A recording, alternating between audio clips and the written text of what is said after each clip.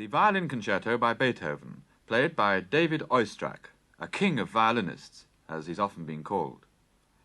Tonight's Saturday special was recorded last month at the Royal Albert Hall, in what was Oistrakh's first London concert since his 60th birthday back in September.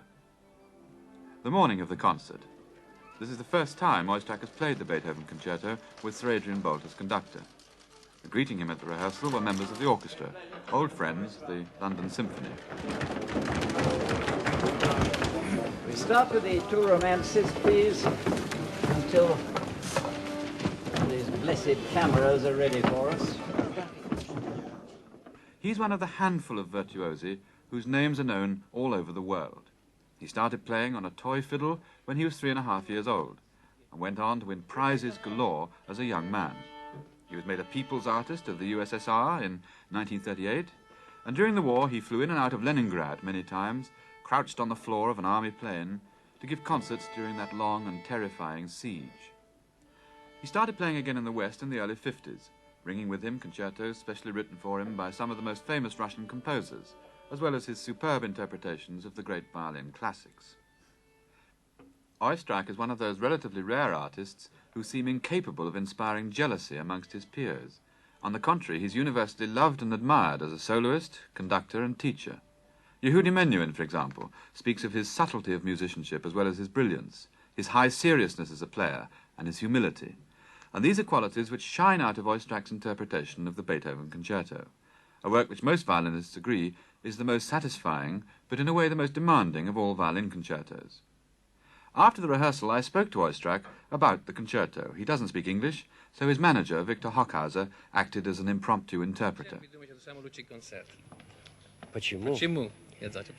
Ну, потому что вообще Бетховен — это один из самых величайших гениев, который дала музыка. Это во-первых. First of all, because obviously Beethoven was one of the finest composers that ever gave us. That was ever. Of course. Это во-первых. Самый гениальный, один из самых very гениальных. best, the most genial one. Но кроме этого, это одно из самых его вдохновенных творений. In addition, Mr. Oistrakh, I think it is one of his most soulful and best compositions. Там все есть. Everything in this concerto. Там все есть. Там есть и лирика, There's lyricism, и красота, and also beauty as such, и драматизм. and of course, last but not least, the great dramatic music as well.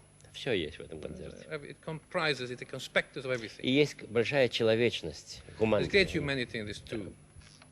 What is the quality? How do you define humanity in music?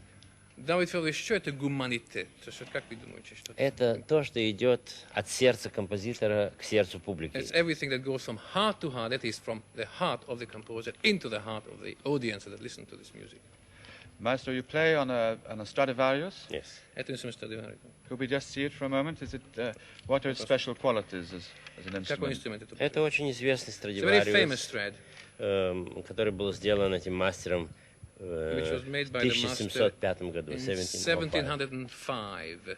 И он известен тем, что он принадлежал одному очень известному французскому скрипачу Марсик. It belonged to a very famous French violinist by the name of Marsic, and it's a very well-known instrument. И его имя он носит, Марсик And it is therefore called the Marsic instrument, the Marsic violin.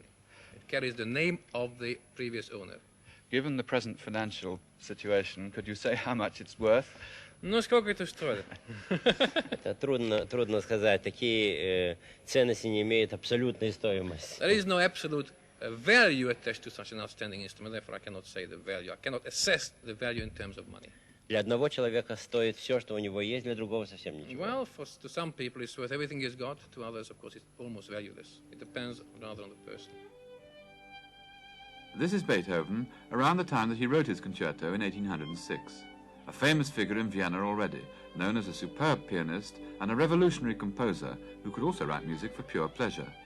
His concerto abounds in strokes of genius, simple, effortless melodies, surprising shifts of harmony and so on, expressed in a language which anybody can understand, from the heart to the heart.